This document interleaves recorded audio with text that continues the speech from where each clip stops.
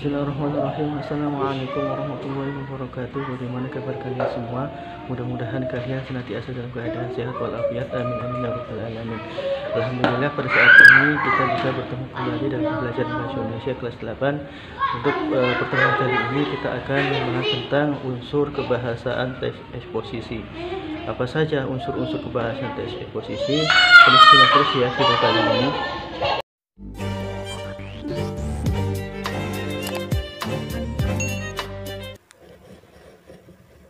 Baik, sebelum ke pembahasan inti, mari kita awali terlebih dahulu pembelajaran kali ini dengan membaca basmalah. Bismillahirrahmanirrahim. Alhamdulillah kita bisa bertemu lagi dalam pembelajaran Bahasa Indonesia kelas 8 semester 2. Pada kesempatan hari ini kita akan belajar tentang unsur-unsur kebahasaan teks eksposisi. Apa saja unsur-unsur kebahasaan teks eksposisi? Yang pertama yaitu penggunaan pronomina atau kata ganti. Pronomina atau kata ganti adalah jenis kata yang menggantikan nomina atau frase nomina. Pronomina dapat diklasifikasikan atau dapat dikelompokkan menjadi dua macam, yaitu yang pertama pronomina persona dan yang kedua pronomina non persona. Apa yang dimaksud dengan pronomina persona? Pronomina persona atau kata ganti orang yaitu persona tunggal. Contohnya seperti ia, dia, anda, kamu, aku, saudaranya, mu, ku, si. Ya, itu termasuk ke dalam kata ganti tunggal ya.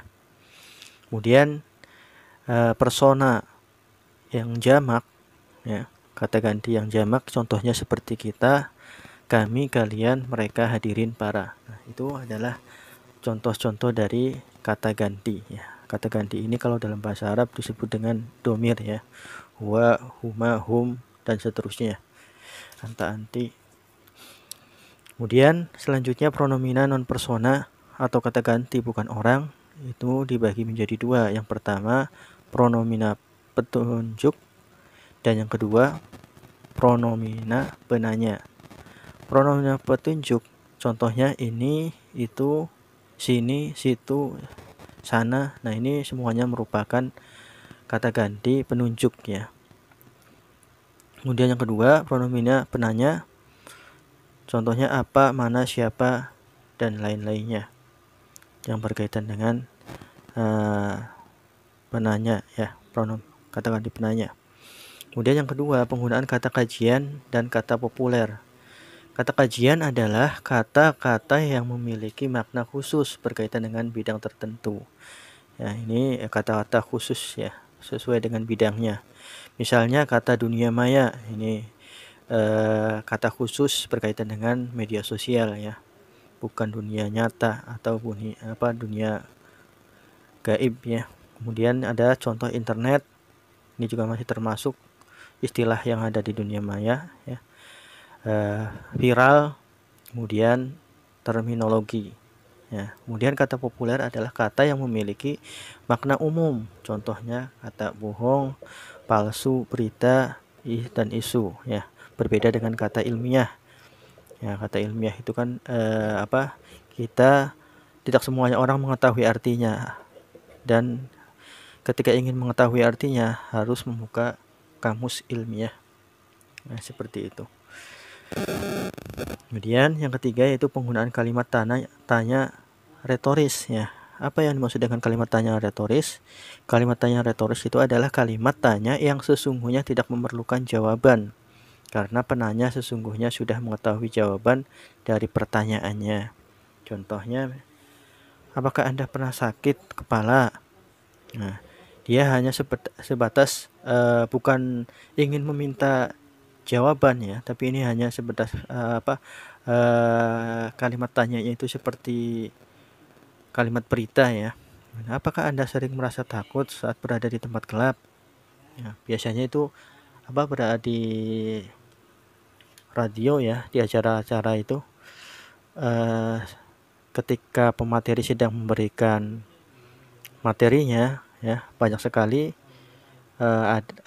kalimat-kalimat yang terdapat kalimat tanya retoris ya, menanyakan sesuatu namun tidak membutuhkan jawabannya. Nah, karena jawabannya sebenarnya sudah tahu semua gitu. Kemudian yang keempat, penggunaan kata transisi ya. Kata transisi adalah kata sambung antar paragraf ya, antar paragraf. Ingat ya, kata ini berfungsi sebagai sarana untuk menjaga keruntutan dan kepaduan gagasan yang disampaikan pada teks ya. Jadi dalam paragraf juga sama seperti dalam kalimat ya. Artinya sama halnya dengan kalimat ya. Jadi ketika untuk menjaga keruntutan dan kepaduan, maka di situ terdapat kata sambung sama dengan paragraf. Paragraf juga dari paragraf 1, paragraf 2 dan seterusnya.